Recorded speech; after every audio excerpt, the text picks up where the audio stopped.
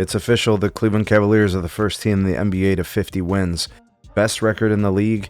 Dominant team pretty much the full duration of the season thus far.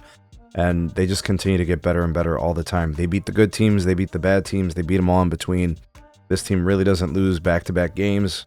I don't know if they've done that more than once this year, but they're cooking. And even when certain guys are out, maintenance, right? In the case of tonight, D. Mitch, the Cavs found a way to win. It was a tough one, though. Shout out to the Blazers, who have gotten much better over the course of the last month or two of the season. The job that Chauncey Billups is doing there and the improvements that those players have made, you really do have to give them respect. Honestly, they have gotten a lot better. They used to be a joke here on my channel. We didn't take them seriously. They were basically a doormat, for teams to get free wins. But they've been playing great, so salute to them. But this was all about the Cavs. So basically, when I look at the box score, and I watched the game, but when I look at the box score, I didn't really see much different between these teams. The only thing I saw that was differentiating or distinguishing was the Cavs had fewer turnovers. Everything else is basically tit for tat. So the Blazers were up 12 at the half. The Cavs outscored them by 10 in the fourth quarter. The Cavs actually had a chance to close out the game and win it in regulation, but they couldn't do it. D. Mitch was out. I think maybe, that's part of it, right? You don't have a closer in the truest sense, right? The Cavs basically did it by committee tonight, with Mitch kind of getting rest. Ty Jerome filled in with 36 minutes of action, 25 points off the bench, 6 steals. I think we need to start having a conversation about Ty Jerome as 6th man of the year. Additionally, Mobley threw in 20 points and 8 boards. Jared Allen, 12 points and 10 rebounds.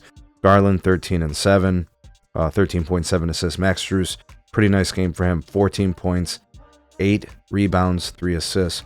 Pretty nice job by him. Everyone logged a few extra minutes. DeAndre Hunter actually was, I guess we'll call this a DeAndre Hunter game. 32 minutes of action, 32 points, 5 of 9 shooting from the deep ball, 7 rebounds, and his threes were as timely as you can imagine. He was hitting threes when the Cavs were down. He was hitting threes when the game was tied. He was hitting threes to get the Cavs to go ahead and get the lead. He's the reason why they won this game, if you think about it, right? It's like you would say him and Ty Jerome were the biggest X factors, right? In a game where Donovan Mitchell didn't play, Darius Garland didn't do anything special for you. He was okay. There was nothing wrong with his game. A little quiet, right? 4 of 16 shooting, 2 of 7 from 3. And look, I'm just going to keep it plain and simple. The trade for DeAndre Hunter, it's not Luka Doncic for Anthony Davis, right? That's the blockbuster trade. But this trade is one that could potentially put the Cavs in the Eastern Conference Finals and in the NBA Finals. I don't think the Lakers are going to the NBA Finals. I don't think the Mavericks are going to the NBA Finals. So while that trade is major, it's a huge trade because of the players involved.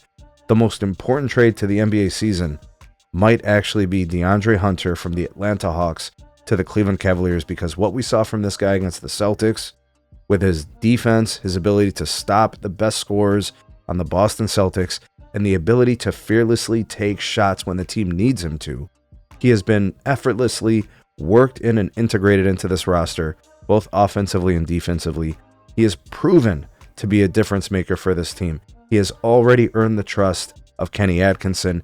He's in there late in games. He's knocking down shots. He's playing his part.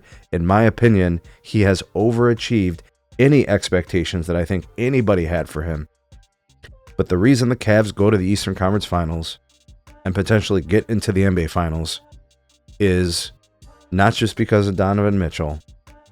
He's a big piece. Not just because of the emergence of Evan Mobley. He's a big piece too. And Ty Jerome and the bench, that the Cavs, the deepest bench in the league, right? It's all those things, but this is a matchup solution that the Cavs went out and addressed with DeAndre Hunter. The NBA, unfortunately, now has to legitimately deal with the Cavs.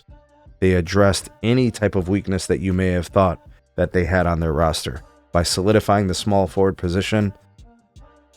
I think the Cavs are headed for an Eastern Conference Final showdown with the Celtics. And, if the Celtics don't get healthy, if Kristaps Porzingis is not able to play all those games, against the Cavs in a series, I like the Cavs in 5.